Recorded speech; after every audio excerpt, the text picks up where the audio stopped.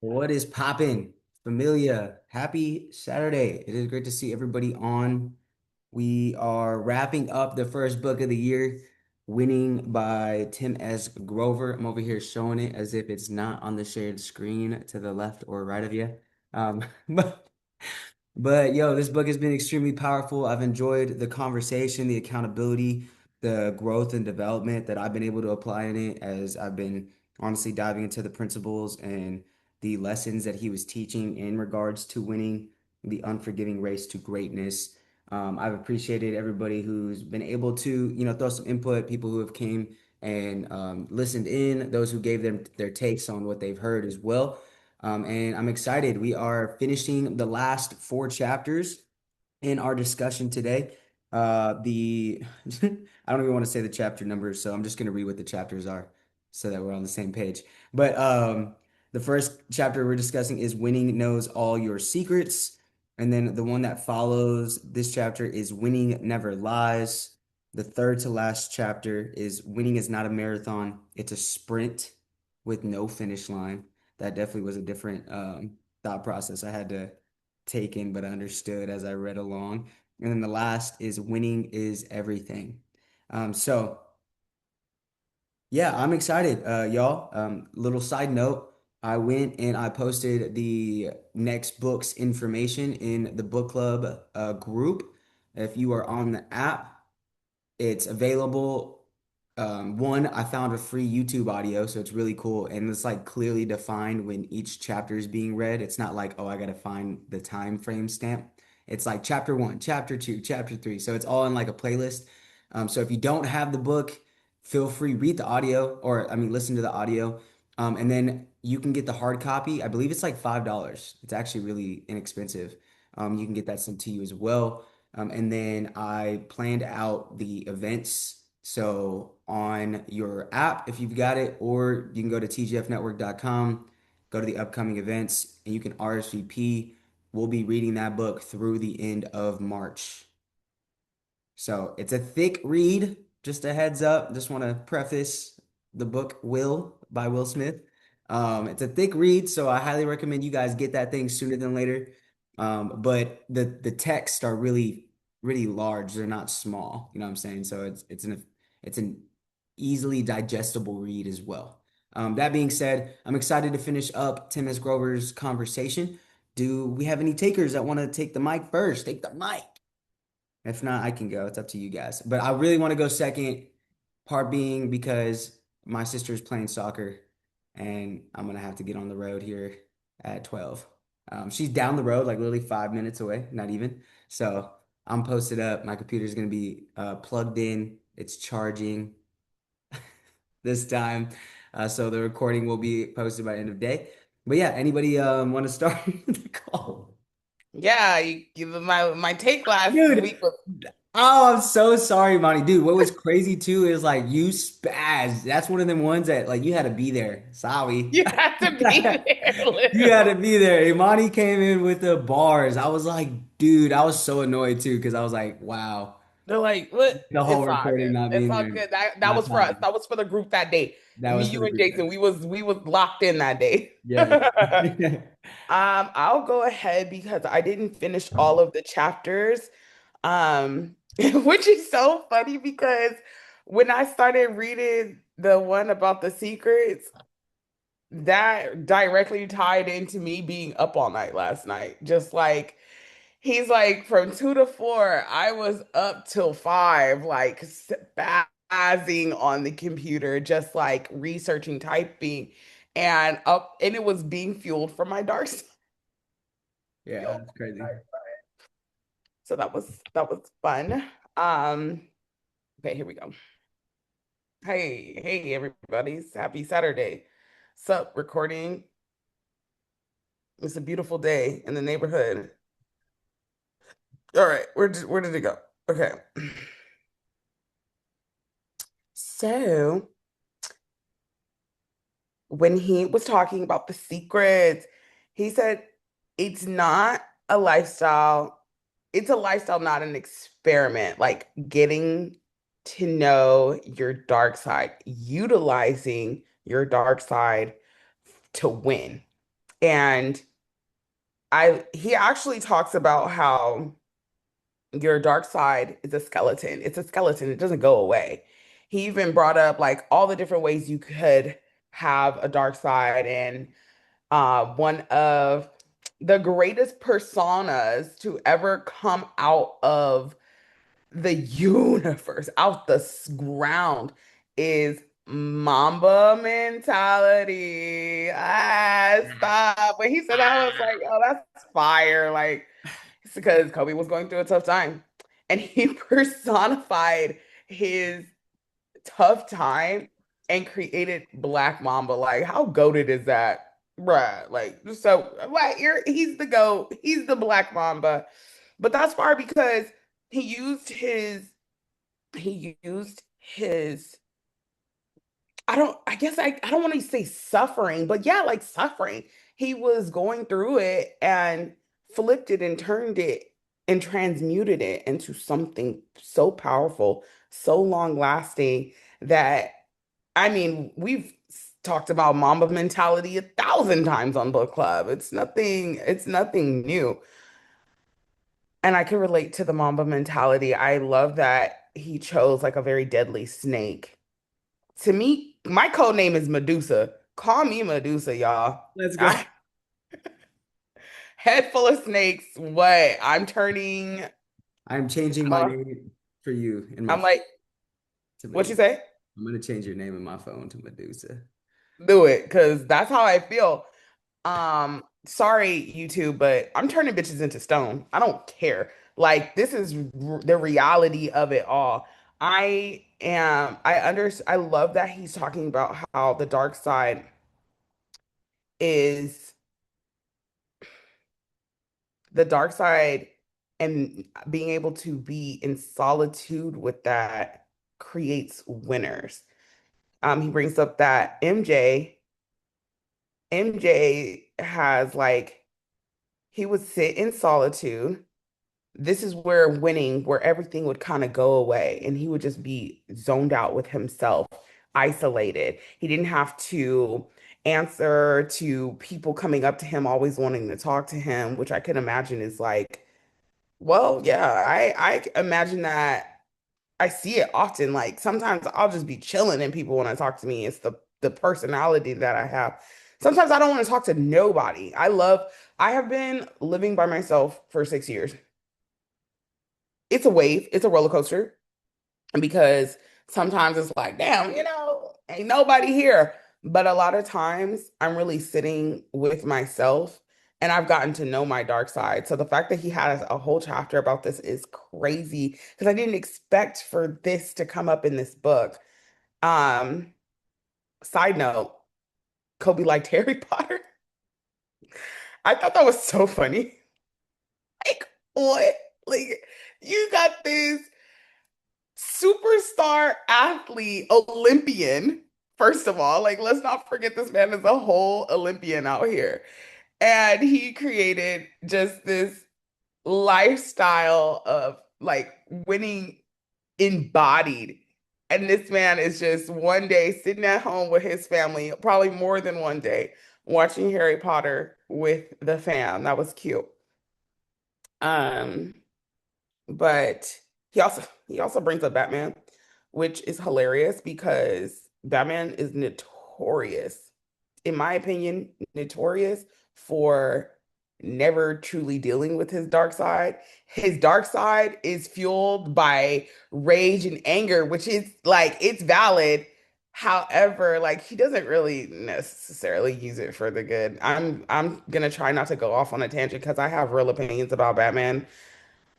Call me nerd girl. I don't care. Like this man could have did a lot with his money. Instead, he beat up people left and right. Like, all right, bro. How much of the city did you really save? You was just out here beating people up.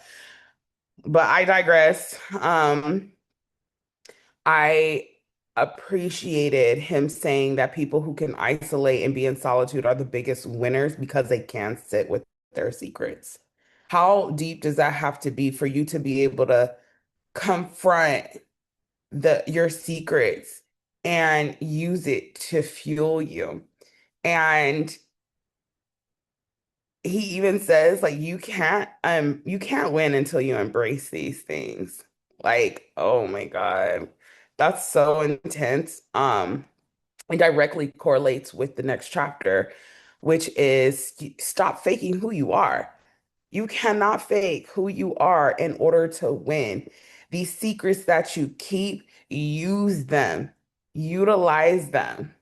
And I had, like, on a personal note, I had a situation that happened yesterday with one of my supervisors. I'm working a job I don't care about. I'm just there for the money. Like, I'm getting my money, I'm stacking, I'm doing things because I'm making power moves. And I have very much decided to just be myself. And sometimes I'm so straightforward and direct, people get so like offended. And I don't care anymore. Like I'm tired of like, and I've said this throughout this book. This book has been bringing this up a lot for me, which is, stop faking it. Like I am not always this like really sweet, kind-hearted person that you can talk to. Like sometimes I'm dry. I just want to go to straight into business. I don't care about pleasantries. I don't care about how you're doing. Sorry, just like I want to get these things done. And for a long time, that because I would be so considerate of others. And I don't even know if it's a people pleasing thing because I really don't care about people pleasing. I'll make a person real mad real quick. Okay. Like there's so many people who don't like me, and that's fine. But in reality, it's because like I don't want to be faking who I am. And he says that you can't fake it. It will not bring you success. Success wants you to show up as you, be your true self. There's no other option. So when in those situations where I've been trying to consider other people, like people tell me, Imani, keep your head out the clouds. Imani, oh, you can't do that because we don't have money. Oh, Imani, like, can you say this nicer to me because it offended me, it hurt my feelings? No, I can't. I'm saying it how it is. This is what it is. And that's the mentality that wins. Kobe, MJ did not care about who they offended. They just like I think what cannot remember the name of that chapter, but when it was Kobe, was it Kobe or MJ? One of the two. They had a gym where people would come to this gym and play basketball, and then this guy on some straight Red Bull It was crap, MJ. It bro. was MJ. It was MJ. It was MJ? Okay. Why are you trying to keep up so much? You take 5 Red Bulls and have a heart attack? Embarrassing. Straight embarrassing, bro. Like, chill. And once he's like, he looked down at him, he's like, you good? And the guy's like, yeah, I'm good. He's like, all right, let's go. Let me get a substitute. Like, bruh, how tough do you gotta be to not like he cared enough to ask, and after that he was like, on to the next. I'm winning, bro. I don't care. That was intense. That level of intensity is it's in all of us. Recording, YouTube, everybody, it's in all of us as long as we embrace it. So that's why I'm embracing Medusa mentality, divine feminine. She was divine. She ended up getting turned into who she was because of a hater. Let's be real. It wasn't her fault. I mean, it literally was not her fault. And she ended up being extremely freaking powerful to be able to just look at somebody and that's it. Strength, power, even out of the darkest times. Medusa mentality. She cute. She cute. Okay. Um, he also talks about that if you are mad at someone, write it down, which has been something that I've been thinking about doing for a very long time before I read this. So the fact that he said this actually makes me want to sit down after this call and write down over because I have it. That's so crazy that he talks about this because the secrets, the dark side, the lies that we tell ourselves to keep going every day, you'll keep going, but will you win? Will you gain the success that your deepest, highest self wants to gain if you're if this is trapped and it's not being turned into something powerful? So write down what people have made you angry with over the years, how people have hurt you. Write it down, see it, release it because, move through the motions and use it for the best of your abilities. Um, okay. To have what you want, you have to be who you really are. Absolutely. Take out the mental trash. Take out the mental trash, get it out of you and embrace your true self. Like for a long time, I would see myself as this person. And I feel like a lot of people can relate to this, where I see myself as this ideal version of myself.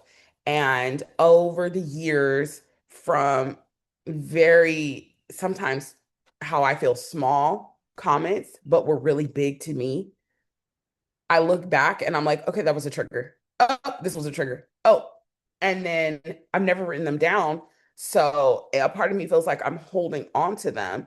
Like it's not on purpose, but it's the mental trash that gets trapped up in here. And that puts these walls up that allows little like slivers of doubt to come in, slivers of anguish, frustration with oneself, and that can block us. Oh my God, block us in our abilities to be who we truly are, and which is the only way you can embrace your true purpose. And God gave everyone a purpose. I got a purpose, you got a purpose, everybody got a purpose. You feel me? So by embracing who you are, your gifts, your strengths, your downfalls, because a lot of I don't know how many people realize that your greatest downfalls, your dark side, your secrets, anything in the dark has this immense power, much stronger that are things that are already in the light to bring you into great strength and power once it's fully embraced. That's it. Like Carl Jung, yeah, Carl Jung, he is like famous for talking about shadow work and the shadow self and how people run away from the light or run away from the darkness because we're scared. And he often says, run towards it, go into it, bring it out, figure out why you're scared of it because that is going to help you win. So that's all I have for today, guys. But I'm really excited to hear everyone's take on the book.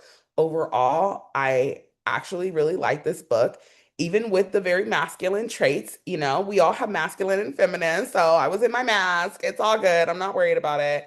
Um, it like overall, I would say definitely, ooh, 8 out of 10. 8 out of 10 for me. I mean, hey, it was great. I just, but I would say like my definite favorite takeaways was all the stories about the biggest winners in this damn on this planet. Even the one who is now resting well with his daughter, like that was so cool to see the insight in the life of people who are at the most highest level possible of winning. Like you can't beat that life experience because it even happened to him. Oops, side note, it even happened to him. He said that like his dark side was he used to be a big boy. He used to be a big boy, lost weight, he played basketball, he became an athlete. He decided to do a short term, when he got injured, he did a short term solution that caused long term effects. Be careful what you wish for. Sometimes you gotta just play it out, be patient. And then in the darkness, in his darkest times, yes, he was not able to be like the star athlete anymore. However, he was able to train the best of the best and therefore become the best in his lane. So I appreciate all those stories. It was very inspirational. And yeah, I'm excited for y'all takes. Have a fabulous Saturday, everyone.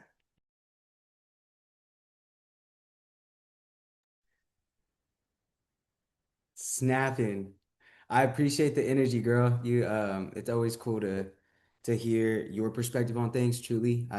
Obviously it's why we asked you to kind of help us plan out the book club because you always brought a sense of value and ownership to what the book club brings. Like the value that it has, and I appreciate you taking ownership in your own life to not just contribute to others because this space is going to always continuously grow as we expose it to people, but to grow yourself. You know what I'm saying? It means a lot and it's inspiring, despite what you've been through and the challenges. So I'm glad you were able to operate in the mask within the book. Because honestly, you are a winner, Imani. You know what I'm saying? I've been able to see that from the moment I met you in that PC event where we were doing the vision board stuff and just like your energy and your drive. So I just wanted to honor you real quick and give you some love. But yeah, I'll take it from here. I wanted to touch on the fact that Kobe Bryant is a Harry Potter fan too. You know what I'm saying? Like, yo, quit playing Leviosa, not Leviosa. Quit playing that man. R.I.P. I'm very grateful for how he's inspired. And I talked about this on the first week when we started reading the book and how he started speaking on Kobe, like him being a mentor of mine from the outside looking in and seeing some of the similarities that I have with the man. I was like, bro, quit playing. I'd be liking Harry Potter too. And it's not the aspect of like this light versus evil, because I really do believe there's a resemblance to like Jesus and overcoming evil as a whole. Um, and in that process, what I saw was that like it's understanding the assignment that has been placed on your life, accepting healing, and then being present. I think that's what I got most out of these chapters in order to run a race that never ends, right? Like to give an entire synopsis of those main three chapters before the very last one, starting with the first chapter we're discussing with it knowing all your secrets. I start this part. He goes, stop looking for others to save you. Your greatest partners and allies are already inside you, and they're talking to you all the time. Instead of avoiding them, join the conversation and stop telling them that they're wrong. Let's do this together. I can't do this without you. I believe that's an understanding of self, right? Like there is a healing process that has to occur.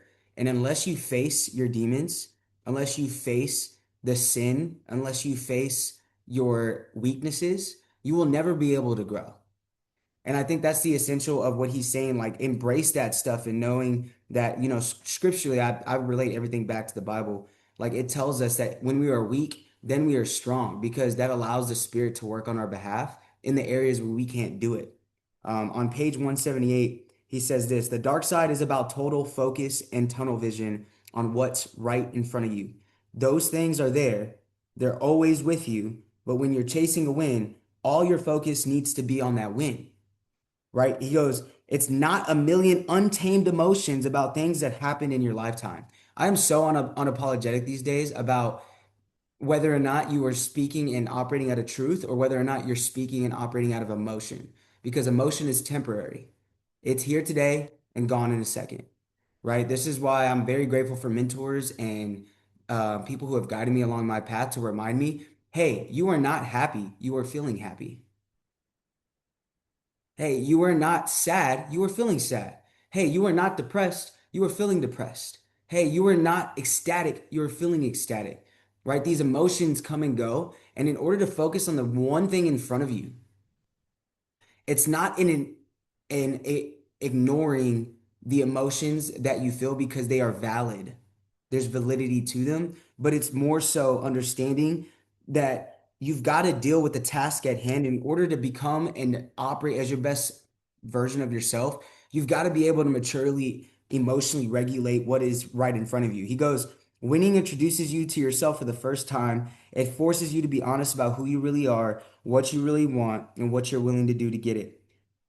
It makes you challenge your own values and compromise your relationships and promises and commitments when you realize they're standing in your way, right? I've had to come in contact with relationships, with values, with promises and commitments that I've made in my own life that would have kept me and would still keep me from getting into this next season of my life that I'm currently in if I did not decide, hey, you were in the way, right? This is me talking to myself in the mirror. This is me talking to the people that are not working and are willing to do what it is that we said we are going to do.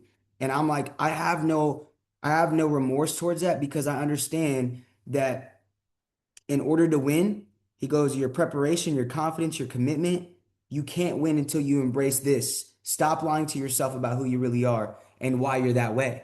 If you're able to recognize your actions are based from your emotions that come from your attitudes, your thoughts, and your beliefs, then you can dive deep and understand why you do the things you do, not just what you do, right? You've got to literally dive deeper, and all the greats do this. They understand their successes and their strengths, but they also understand where they falter and where they fall short so that they can improve. It's not about staying exactly who you are, unless you want to do that. But that's not what I'm on, and that's not at all what I want to be around. That's not at all what I want to grow and develop with. Like I have a vision for my children's children, right? And I have this environment that I will not compromise in the future that I know that my children deserve, right? And I need the right people around me. I need the right situations. I need the right mindset. I need the right responsibility of myself to make that happen. Um, on 188 in the second chapter, he goes, we have so many ways of lying to ourselves. I was like, yo, this is crazy. He goes, the score was closer than it looked. The game was closer than the score. The team isn't as bad as it's recorded. Sometimes we'd be lying to ourselves like, yo, this is our year. Or like, yo, we actually did better than we did last time. But he started the next paragraph with one sentence. He said, no. He goes, the score is the score. Stop trying to see what it is you want to see and recognize and accept what is what I picked up from it. Right. The moment I was able to look at myself in the mirror and be like, yo, you say you prioritize God, but you don't even spend time in his word as much as you should. The moment I was able to look in the mirror and understand, like, hey, you say you want this lifestyle, but you're not willing to give up watching 5 episodes in a row on Netflix. Like, I've had to have these conversations with myself over the years, right? He goes, for too many people, it's easier to fake success than achieve it. All their energy goes into looking instead of doing the work to actually be a winner. I like how he didn't just say all their energy goes into looking like a winner instead of actually being a winner. He tells you what to do in order to be a winner. He says you have to do the work, right? Stop talking and allow winning to do the talking. Winning demands you to show up with purpose, intention, and discipline, right? Purpose, understanding what needs to be done and why it needs to be done. Your intention, doing things for a purpose on purpose. So living in that purpose continuously. And then discipline, doing what needs to be done, whether or not you want to, when it needs to be done because you have to, right? Regardless of how you feel long after you made the commitment of doing it, right? And I see so much of a lack of discipline that in my own life that I was able to pinpoint and then improve. And it's allowed me to have the opportunities I have today. Um, he goes, winning is going to show up. It shows up ready to play, and it doesn't care what you're dealing with. You have to meet it where it's at. Otherwise, you're not going to get it. It loves a good storm and it wants to see how you respond to it. And this is my favorite part from the second chapter. He goes, showing up. What does it mean to show up? Because that's the one thing that we have in our control. He goes, showing up is in your control in every way. It means being present, both physically and mentally, when you'd rather be doing something else. That doesn't mean, oh, it's going to be easy. More than times than not, you're going to want to do something else, but it's you choosing to be present. He goes, because one day you won't be able to show up at all, and it won't be your choice. Showing up is knowing that the life we've been given is temporary Tomorrow is here permanently. So is winning, and we are not. I used to say tomorrow's not guaranteed. What's crazy is tomorrow's guaranteed. Like the sun's gonna go down and then it's gonna come back up. What isn't guaranteed is whether or not we have breath in our lungs when that happens. I was like, Tim S. Grover, you just literally gave me a paradigm shift. And it was crazy, bro, because I was like, yo, I used to say this consistently. Like, bro, y'all act like tomorrow is promised. And technically, tomorrow is promised. The Lord gives us a promise of eternity. It's whether or not we show up and do with our time what He asks us to do. He says, showing up means knowing you have this moment, not worrying about yesterday. Showing up is accepting that everyone struggles and realizing that if no one shows up, it's still your responsibility. Showing up is knowing the day you have or are about to have isn't the day you planned. If you actually are. I was like, clock it, Marcus. You're over here preparing. You're over here planning. Understand, you've got to be able to be. We talked about this, I think, like week two, right? Or week three of the book on like, hey, you have preparation in store. You establish a routine and you operate in that routine, but you've got to expect the unexpected. When things move and adjust, you, a champions adjust. You go with the flow, right? It doesn't matter how well you planned out your day. It's are you able to adjust to the things that are uncontrollable? Pivot. Yes, sir, Jason. He goes, showing up means you're probably showing up alone and preferring it that way. I still have a hard time preferring it that way, but I've come to accept it. Like I know most people will say they want it but don't want it. I know most people will say they want better but will constantly settle for less. And I know most people are going to literally do less than what they say they will. And I'm not looking to be around those type of people. I really truly believe I have an obligation now that I am aware and I've learned and I've applied to give my children what I promised I would give them. And they're not even here. I get emotional about this because I don't think a lot of people believe me when I say I've been literally preparing for my children since I was in middle school. My dad, the reason why I say middle school, because my dad made me like I was taught, like everyone else was taught, got to go to college, get a degree, so you have a job, and then you can have a life that I wasn't able to give you. That's all he'd always tell me. He was like, and make sure you're doing your things. I have. Thank you. I appreciate that. I say it out loud all the time to remind myself and hold me accountable, but also like to express it because if it's not said, it's not true. So, but my dad made me believe that the college and administration look back to your middle school transcript when that's not the case at all. So what I'm saying, like, imagine little fat, chubby sixth grader Marcus, like I was eating Big Macs like crazy. My dad had me in anxiety. I'm like, bro, I need to get all A's from this point on. Like, there's no way I'm gonna be able to afford college and need to go to college. That's all I was taught. You know what I'm saying? So I was like, yo, I gotta do this. I was like, shout out my dad because he helped me learn discipline in an early age in that regard. But he freaked me out, and I had to recognize, yo, that you've got to be willing to do and be and give more than what is expected, right?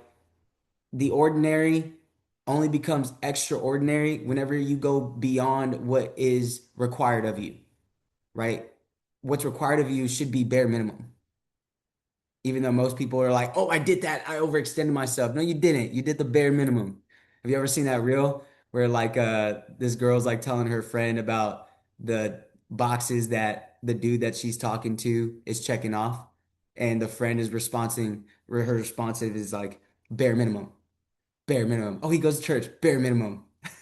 Like what actually is the thing that sets you apart? Because if you are willing to do and steward well what is given to you, you will want to give more of you. But if you don't, then you don't care. You know what I'm saying? I have to remind myself all this time. He goes, facing reality and embracing the truth about where you are in life because winning never lives, but most people do. You can be most people if you want. And I spoke about this in our unlimited training. I can't wait till we do unlimited again, bro, in our events. But literally, don't be most people, right? Most people don't plan. Most people give the least amount of effort. Most people distract themselves. Most people quit. Most people don't live in. extraordinary life. Most people settle for their life rather than create one, right? It's your choice. You can either be most people and do what most people do, or you can be willing to do what most people won't so that you can get what most people don't. Period, point blank. I've been hearing that from our rich dad for a decade, you know? So in that process, I just remind myself of that continuously, knowing that the race ahead has no end. And that's what I love about the third chapter was that it's a sprint with no finish line. Let me see. He goes, translation. It's not the important. I have plenty. He goes, translation. It's not that important. I have plenty of time. No, you don't. Take out the one little word just, and the whole meaning changes. It's one game. You're not getting it back. It mattered. It's a meeting. If others are taking the time to participate, contribute something of value. Lord, please, I wish people would understand this more intentionally, right? If you're going to do something, do it and give it your all, or don't do it at all. If you're going to say something, mean what you say and say what you mean, or don't say it at all. You know what I'm saying? He goes, it's an idea, work with it. Don't overthink it or dismiss it. Right? Me and Mikhail, we have ideas. We were talking about this the other day because he's been helping one of the newer members of the community, Stratton, build his website. We were talking about how we were working through ideas. This is what this chapter made me think about. It was crazy because we just had this conversation, but we were working through ideas, figuring out how to expand our mindsets to impact and give value to more people. We never dismissed the ideas. We worked through it and we figured out what worked and what didn't. But we didn't treat the idea as just an idea. We saw it as the value it came with, right? He goes, it's a mistake. It's not just a mistake. Admit it, own it, and don't repeat it. I was like, oh, this is a part people hate. He goes, winning's unforgiving race doesn't allow you the luxury of shortcuts and procrastination. It wants to see you sprinting. And my friends, that requires accountability, self accountability, and a personal and group accountability. If you want to win, you will encourage it. Shout out Dewey Saxon, man. This man literally taught me this concept and I've never forgotten it. Intelligent people, smart people, they understand the importance of accountability. Successful people create it. You can understand the importance all the time, but it doesn't matter unless you create the accountability for yourself, for your environment, and for others. And if people reject that, so be it. Hold the standard, right? Kobe held the standard, MJ held the standard, and there's a reason why they're talked about and why most people are not remembered or not doing anything of value or not doing anything of significance. As for me and my household, we shall follow the Lord. We're going to serve the Lord, bro. And people are going to remember Jesus' name through what we've done. And I don't care because it's a marathon, it's not a sprint. Um, he goes, when people make excuses, don't worry about it. Things happen. It's a marathon, not a sprint. Winning is watching, waiting to see if you're willing to settle for that kind of BS or not. Eee! Are you a settler or are you a winner? Right? And that's something that I ask myself every day. He goes, I never settle. I was like, shout out you, brother. Neither do I, man. Um, he goes, he ended the chapter saying, control that time, choose it, do it because you want to do it, not because someone demanded it. It requires your focus, and focus is 100% about you. You're not making dinner plans that you don't have time for. You're not running errands that someone else sent you to do. You're not immediately responding to every text and email and call. You're protecting your mental space and creating control for yourself. Those 24 hours will still be there waiting for you to choose how to use them. Will you use them to win or not? At the end of the day, we're all given time. Even though it's not promised, what we're given, we're required to operate effectively with. Your choice on how you want to do that. Now the last chapter, and then I'll pass it, is winning is everything. He goes, hard work, commitment, teamwork, leadership. If you got through this whole book, you're wondering why those things aren't prominently featured. Let me assure you, it wasn't an oversight. He goes, I wanted to give you more because winning is so much more. And that's what I've come to realize. For the longest time, like we hear these things, right? It takes hard work, it takes your commitment, it takes your ability to work with teams, it takes you being a leader. But in order to do those things at the highest level, you really got to understand yourself. You've got to really heal. You've got to really love. You've got to be willing to serve. And I feel like in order to understand that winning is everything, it's not about the end result. It's about the person you become in the process. And that's what I got from the book, right? It's about how you improve over time, the responsibility you take and the mistakes that you make. It's about literally the connections and the company you keep along the way. It's about how you improve and grow in how you speak and how you move in your habits and your routines and how you adjust and how you develop, right? Um, and I really liked how he said everything you've read in this book is about making things possible. We all have nets that keep us from doing what we're meant to do. Don't let that happen to you. Do everything, experience everything, experiment and wonder and dream and make it all happen. Winners welcome all experiences because they never know which will take them to the next level. It reminded me a lot of Uncle Jimmy, right? Jimmy says this all the time. Like, go and experience, figure out, and welcome all of it, right? Welcome all emotions, the fear, the anger, the frustration, and really live because that's what life is about. Like, you've got to figure out what's going to work for you. And as you do it all, you will experience it all and be able to grow in it all as well. And that's what I love about this book is, a lot of people might view him as being too difficult or too abrasive or too hardcore, right? And I love how he was like, bro, again, like there's no balance in it. You're not gonna find it at all. Um, but it comes a point in time whenever you get to the end of your life and you've got to recognize that the race is over whenever you take your last breath. Did you pay the price or did you let it go by?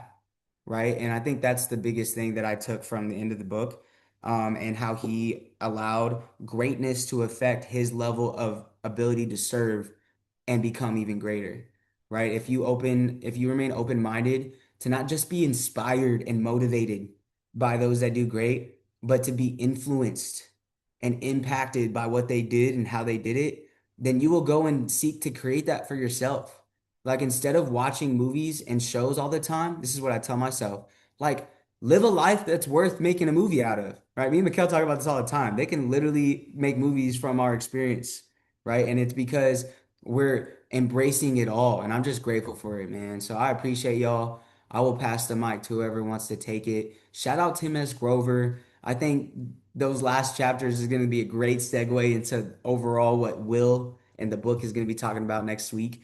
But I love you guys and I'm grateful for this space, truly. Whoever wants to take it, you got it.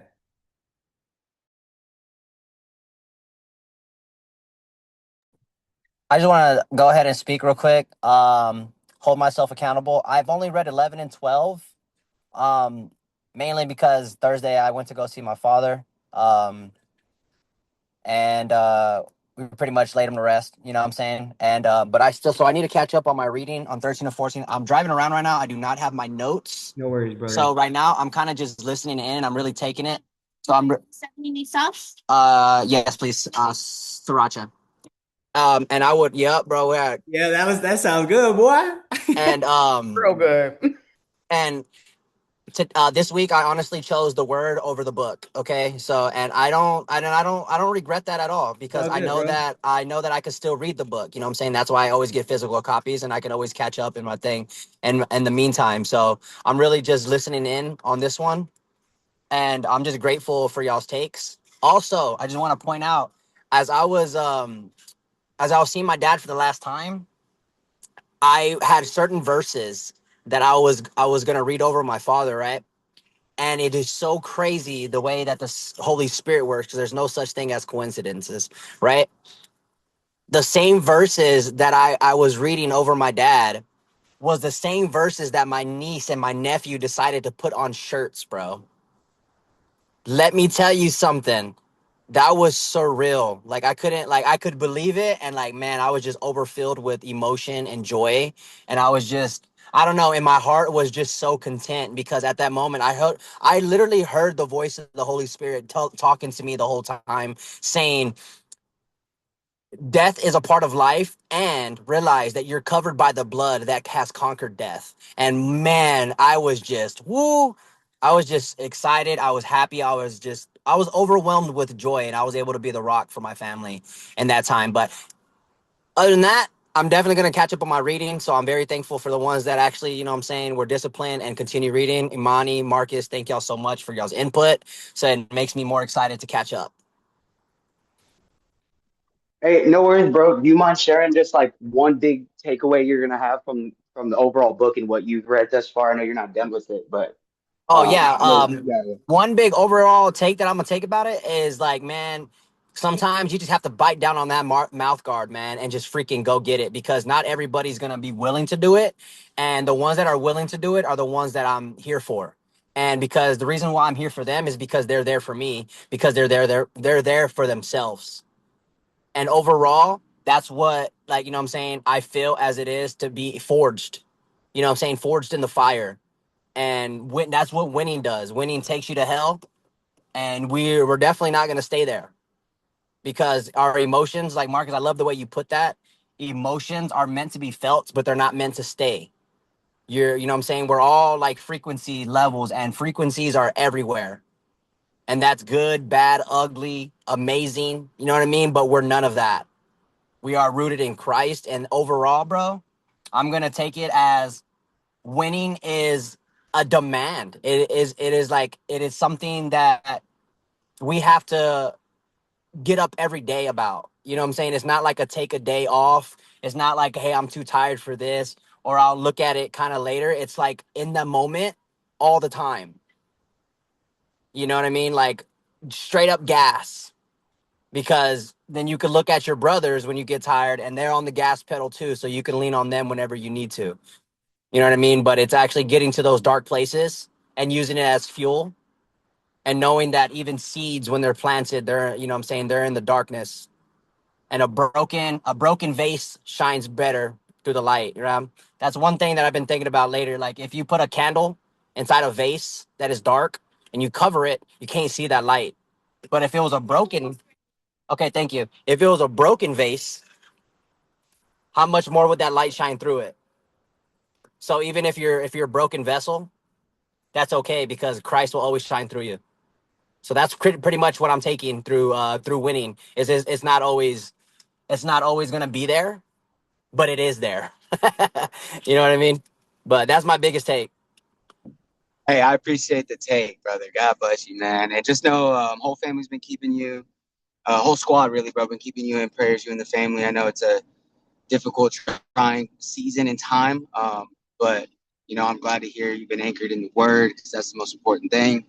And that you've been able to be a rock for your family too. So we appreciate you just staying disciplined, bro, and just doing what you can with what God has been throwing to you. I think it's a testament, man, because I remember you hopping on week one, opening up the book club, talking about, hey, like, bro, I'm really committed this year. I'm really gonna go and do what I need to do, regardless of how inconvenient things happen. And then, like, bro, all of a sudden, right? I think the Lord's going to reward your faithfulness, brother. At least that's what the word promises, and we be living on the word. So, anyways, proud of you, man, and just know we're always here for you. We love you.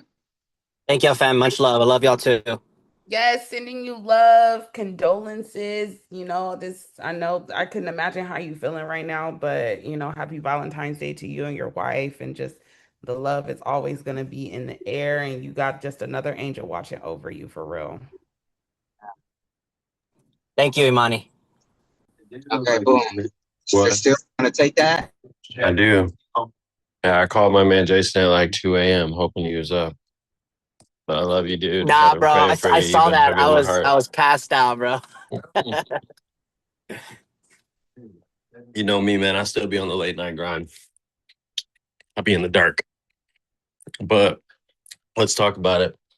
I ain't gonna lie, this book is phenomenal. I finally got that thing downloaded on my phone. Audiobook the whole nine.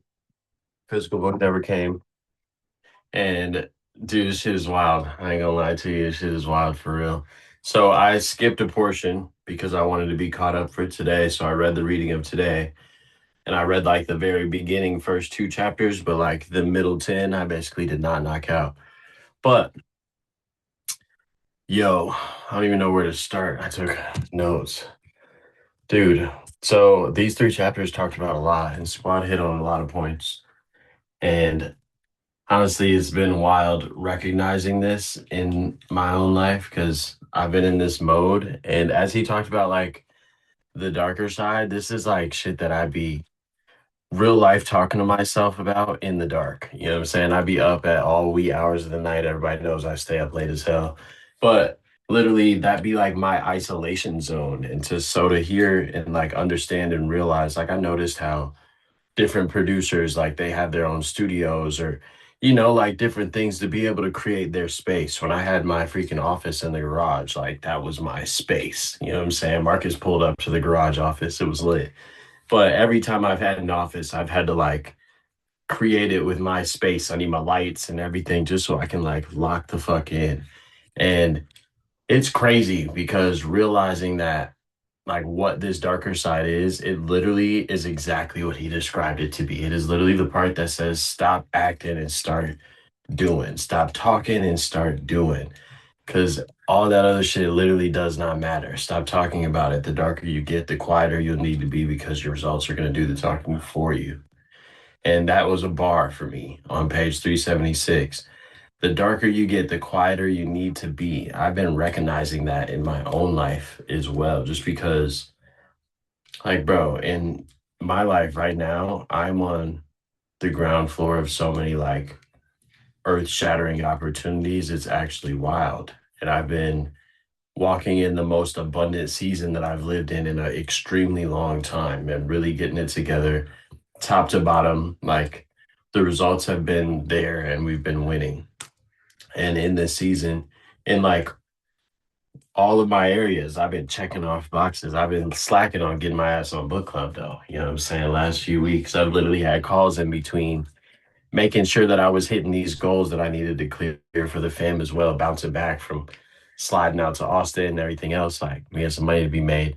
But in that, like, ultimately, when he talked about this darker side and what it is and just actually confronting this darker side, it was huge because I see this a lot in people that I talk to. I've definitely recognized it a lot in my own life throughout different seasons, and it's a conversation that you literally have to have with yourself at every new level. You know how they say there's a new devil?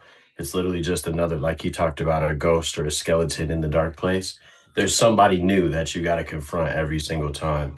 And like with that kid, when he was talking about how like everybody was always thinking that he was so amazing and the kid had talent, but it just wasn't materializing into results just yet. Something had shifted. And when he spoke to the kid, this kid said everything right. He was doing everything right. From the outside looking in, he's killing it. Everything that's coming out of his mouth is he's saying all the right things, but he wasn't doing it. Instead of having all the right things to say, he was like, yo, I wanted so badly to hear him say, I messed up. I'm confused and I don't know what to do about it because he can't fix perfect, but he can fix messed up.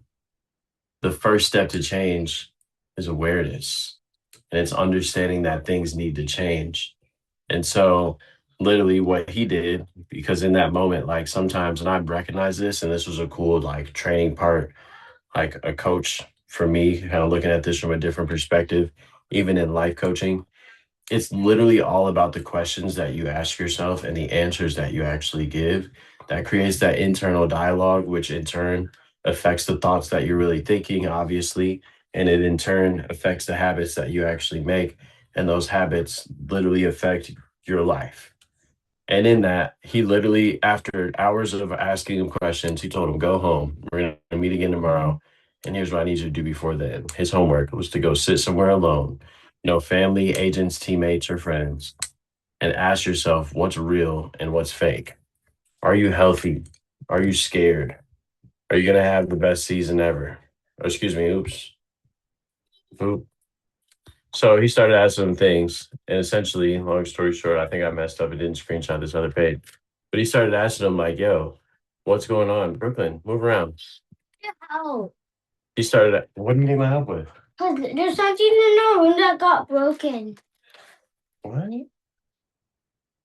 Crazy. Long story short, he asked him to like go home and just figure out what's real, bro. Go make a list of all the things that are actually going on because you need to determine what's real and what's fake. And you've first got to be who you actually are. What are you talking about? On the ceiling. This is what you're talking about? Yeah. Here.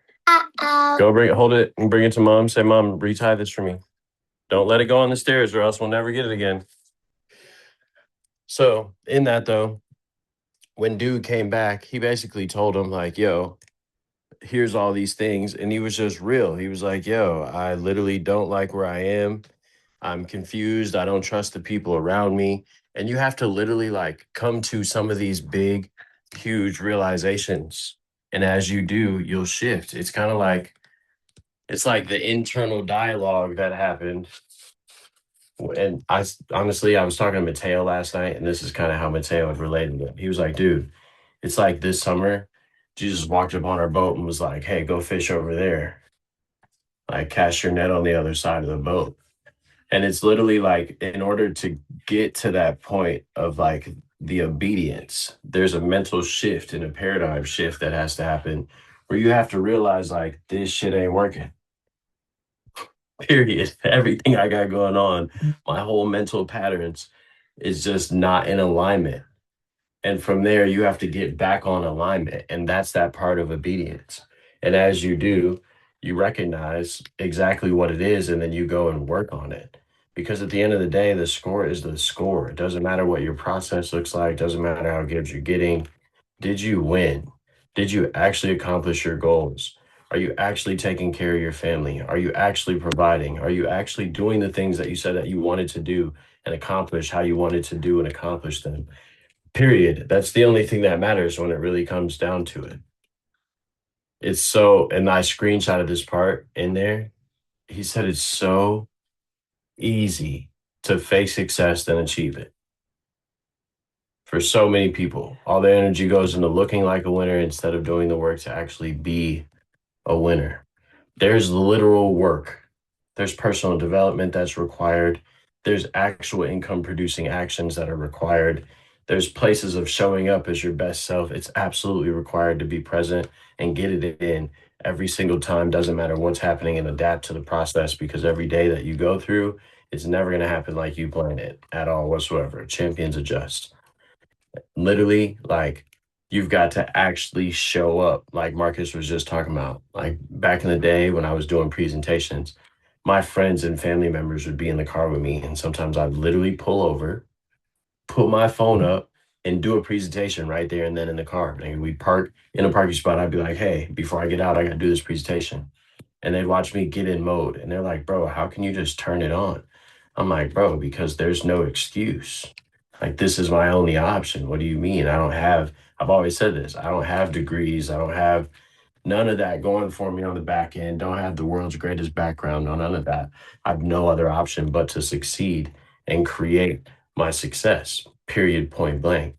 And so it was cool to be able to read this and recognize, like, these are habits and mentality pathways of a winner. And I was like, dude, I'm actually proud of how we've been winning and how we've been showing up 100%. My ass been in the gym. We've been grinding. I've been clearing ways from my friends. Like, in this process, we've been doing the work, like I talked about on my birthday. And so it was cool for me to like wrap up the end of this book. I'm not even to the all the way end, but it was really cool for me to like go through this. And I'm like, dang, this is literally, it's affirming to where my mentality is heading, because as I've gotten closer into this season, I believe that I've stepped a little bit more into my darker side. No lie. Like, even when it comes to some client conversations I've recently had, like I had a conversation where you just set a standard when you're going to win and when you have to provide and everything that you've got going on. And I've had conversations where I'm just not willing to back down at all whatsoever. I know I bring to the table. I know exactly what shots are going in when they're going in when I shoot them, period. And I can control whatever I can control. period. I'm going to win. Me and my family going to eat regardless. And that is without a shadow of a doubt. And so it's cool to really look at this book and like understand the mentality of a winner. Because from a coach's perspective, this is something that a lot of people want to learn. So you've got to, one, be aware of how it is to get here. Then two, be aware of how it is to teach it too. So it was really cool. I mean, I skipped obviously the middle chunk of the book, but as I've been going through it, this thing is phenomenal. And I'm excited to go backwards and read into that thing. I got the audio book as well. But in that, like the last part where he was talking about marathons, bro, it was so true. He was like, I dare you to get on a treadmill and put it up to the average speed of like try to run a mile in 5 minutes, which is the average speed of a marathon runner. And they're pushing like that for 26 miles.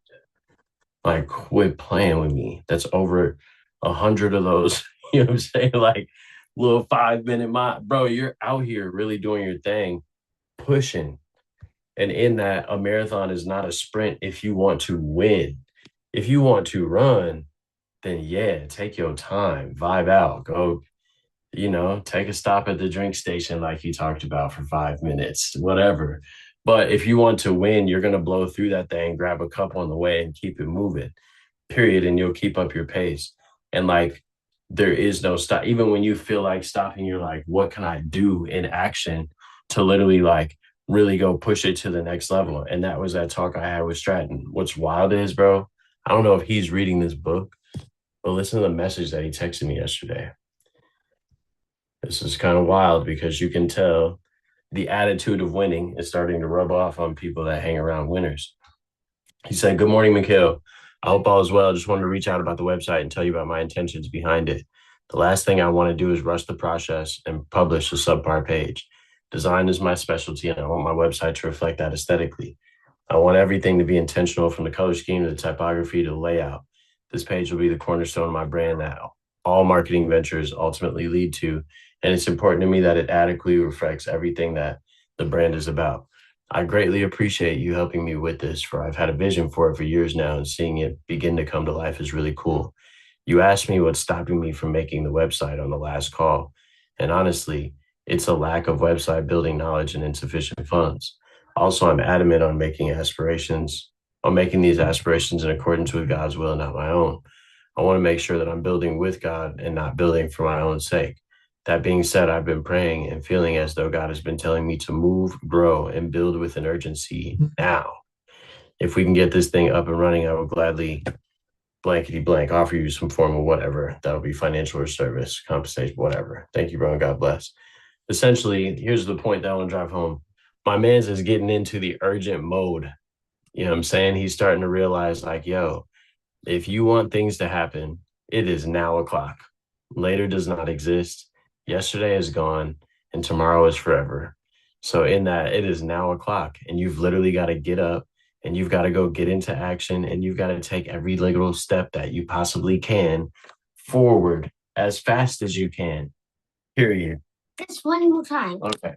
And that part for me, that's been my whole life. And that's all I've ever done is literally, as I've always said, control what I can control, but make every single step possible. I told you guys not to drop it on the stairs or else we can't get it for you, right? Well, I think it's tight. I don't want to break my neck trying to jump on the stairs. You guys, children, they said it'll be fun. Trying to literally jump on the stairs to get the balloon. Quit playing with me. Got it? There you go. Who's this? Micah's? Go bring it to your mother and get the string tied on. Mama mentality vibes. I was thinking about Kobe when I did that just now. No, real life, y'all. We're in the game, man. And this winning season, I am excited because what's cool is it's like, it's really cool to have people be winning with you. Like I've always said, it's not about what you can do. It's about what you can help others do. Really makes an echo and a difference, but it does matter what you do, because if you don't do shit, you can't help others do shit. You know what I'm saying? You got to show up first and win, period. So go win. And I'm excited. I'm grateful. Grateful that squad's been here consistent. I ain't even been here. It's amazing to see y'all here. Marcus be like, bro, where you at, bro? And I'm like, dang, I had a bro. I'm sorry, bro. And it's really cool to make sure like whole squad shows up anyway. You know what I'm saying? It's literally, it's not about me. It's not about Marcus. Literally, it's about the collective consciousness of what we're trying to create here, which is a winning mentality of just doing the work. Because this is part of the work that it takes to actually become a winner. Because if you don't grow, I promise you, you ain't gonna win for long. You know what I'm saying? So it's lit, and I'm really grateful to be a part of this group. Hey, if I get this balloon one more time, I'm gonna go put it in the garage. Just letting you guys know. Bring it to your mother. Have her tie the string on. Don't drop it while you're on the way down there, and then go from there. I picked that balloon off the freaking ceiling about 15 times today, y'all. Whoa. But yeah, happy Valentine's Day. I hope you guys are celebrating your loved ones. You know what I'm saying? Love is for everybody. It ain't just for the significant others. There it is. There it is. You know what I'm saying? Tell Maddie kill it. She outside. It looks cold out there in Texas. It's all beautiful here in Minnesota today. Crazy. But yeah, man, listen, I love you guys and I appreciate the vibes and I appreciate you guys and I appreciate this book, Marcus, for the recommendation. Shout out you. I think it's very fitting on like seeing your life journey right now and just seeing everything that's been going on and where you've kind of been at mentally. And I've been wondering where the shift has been coming from. And it's pretty cool to understand where it's coming from because I've seen a significant shift in my man's recently. So appreciate y'all. Appreciate this. I freaking love you guys. And let's get it. Are we starting Will next week? We are. I'm We are scared. starting Will next week. And I'm so yo, scared. Marcus was so adamant about starting this year with this book. Me and Mikkel was like, I don't know. Marcus would Swear. not let up. And he was right. Like high key, but like low key, I don't want to admit it, but like I'm admitting it. He was like, no, we're reading this book. We're like, It's real life. It's yeah. real And life. Hey, look, there was one other part in there that made me think of Gene too, bro. Marcus, I know Imani, you don't know Gene yet, but one day you'll probably hear about him. But he's a guy me and Marcus both work with and for. He owns this company called the Go Getter Family. They set up asset protection and estate planning. It's what I've been doing for like the last 4 or 5 months as well, on top of everything else. And so we built this dashboard. Like I built myself a web design dashboard, and then from there, built a trust dashboard to keep track of all my bread. And then he was like, bro, can you build this for the team? And we've built an entire internal software for the company that we're about to now sell to other consultants, which is lit. Turned him up fire. from $180,000 a month to now doing over $400,000 a month. So in that, we've been scaling some shit as we've been out here. But in this process, though, there was a part that Tim S. Grover wrote in there, and it was about how he used to run his internship. And he had people in there, and they'd be like, yeah, I guess. He's like, what do you mean you guess? Like, bro, can you pick up the phone and figure out what I just asked you to figure out, or do I need to figure it out myself? Because at the end of the day, I don't care how impressed you are with the environment. I don't care how impressed you are with the clientele. I don't care how impressed you are with your talents of getting you here. All I care about is the fact that are my clients going to somehow get a better experience from you being around? What are you going to add to my, what can you teach me? Hell, I understand that you want to pick my brain. I get it. But like, what can I learn from you in order to make what we got going on here better? That's the only reason I'm actually going to bring you to the room. Speaking from successful person to somebody who's asking to be in the room. And that right there, I believe that that is a completely different menteeship mentality that we should all adopt as we go forward and work with other people. Because yes, it's iconic to be a great leader. In order to be a great leader, you got to be a great follower, but you've got to bring something to the table to be let into the race for real. Like people got to see that you're actually a winner before we just let you compete in front of everybody, because this is a winner's race. So in that, I just think that that's like a great mentality to have no matter what you do. And I'm grateful that low key, after you have the mentality for so long, it becomes a habit. And it's like happened on accident with everything I got going on with the trust thing. And I built a whole dashboard. And now it's like the tangible product this man's about to sell in the next 365. And we partnered on the business with it, like signed paper. That hit different because I came in and was like, not, hey, what can I get from here? It was like, hey, I know that I'm an asset and I'm gonna let you know what talents I got and I'm gonna display some of these talents. We're gonna figure out how we can bring some value. And I believe that anybody and everybody, no matter what space you're getting in, you should come into it with that mentality. It was a small excerpt in like chapter 12, but it was literally an iconic bar because if you walk into things with that type of mentality, not only what can I get to the get from the situation, but what can I give to the situation and how can I make it better? I promise you, you will stand out in every single room that you ever walk in, period, point blank. And people will ask for you to be there. People who don't even know you and just heard stories about you. Because it's one thing for you to talk about what you're doing and the impact you're making. It's a whole nother thing for other people to get out here talking about it on behalf of you when you're not around and you don't know. Because then from there, you attract real live success in your life. And as I've been experiencing this next level of winning, that honestly, since we started TGF, I have not experienced like this. It's honestly been wild. The main difference is that it's making sure that I knew that I walked into rooms with the value that I gave and people understood that value. And then other people started talking about that value. And I walked in always trying to figure out not how I can get something, but how I can give something, even if it's a hug and just making somebody feel welcome. People will remember the small things, and those small things build up a reputation.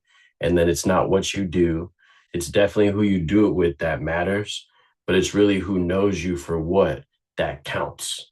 And that's what gets you into the opportunity to do great things with great people, period. So just wanted to leave the little bar.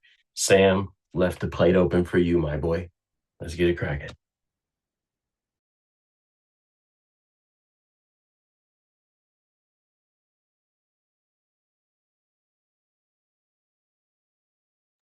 Sam didn't want to eat today.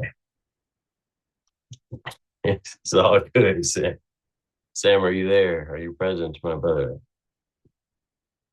Are you just muted and your phone's far away from you? Are you running? Yes, Why would sorry, I I'm in about the to say shower that? right He's now. currently running to get to the mute button right now as we speak. Bro, unmute that thing in the shower, bro. It's an iPhone, bro. That thing water resistant. Come on, No, let's no, it's not. not iPhone, camera, but mute. man. He said, no, I'm just here for the vibes. Well, Sam, I miss you, brother. Well, I guess that concludes our book club for this book, huh? Next week we'll be reading Will. It's a thick read, but the chapters are thin. I'm going off of what Marcus was saying earlier. It's real life, though. That thing is. Yeah, Hey, we're have gonna you seen the physical book? Did you get haven't. it yet? Not yet. Bro, it's I at got it. Target, y'all. It's at Target, Walmart. It should be We will Amazon. be But getting half price jiggy with it. books. Oh, of course. You know what I'm saying?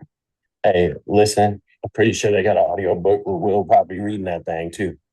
Yeah, Marcus said it's one on YouTube with the chapters actually defined, so you don't have to be like finding it like that was me with the what's that? What was that book? The Greatest Salesman in Nazareth? Greatest salesman in the world. That one. Hey, this thing is definitely thicky though. You Oh see that yeah. head? Yeah, that's thick. Hey, baby. Getting jiggy with it. Nah, nah, nah, nah, nah, nah, nah. I'm gonna lie to you. It's wild. I am afraid, you guys. I'm gonna have to confront some things in this book. But I think that where I'm at in my life right now, just about to be lit. And I think I got this. So I'm excited and I'm grateful ahead of time for the experience. And when I start crying and shit, We'll give you a it's virtual okay. hug. Virtual hug. It's all good. So Emma, What up, though? Oh, never mind. He said that was a steal, not Mr. Steele. I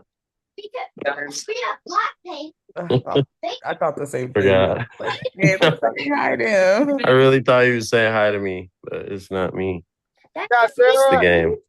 We painted. Okay. But yeah, man, Will's going to be Y'all hear one me or of no? one, and I'm really excited, you guys. We're about to get it cracking. Y'all hear me? We can hear you now. Okay. Yeah, sorry. It's just one. I think it's just windy. But yes, I think one. It's kind of cool how these chapters ended in the book because there's gonna be a lot of deep things that I think Will's gonna bring out into light that are gonna help us all kind of do what Tim S. Grover is telling us to do, which is like embrace what actually is and heal the things so that we can embody and be present so that we can execute and optimize what else needs to be done at the greater version of ourselves. So I'm excited for it, y'all. The books links are in the book club group. You can access it on tgfnetwork.com as well. And then in addition to that, all the links for the to buy it as well as the audio are there. The chapters are updated. Like I said, we're going to be reading through March. So get that thing. We're a week out. Next week is the introduction, chapters 1 and 2. Love you guys. I hope y'all have a good rest of y'all Saturday. We'll see y'all next week. Peace. Bye, everyone. Have a good night.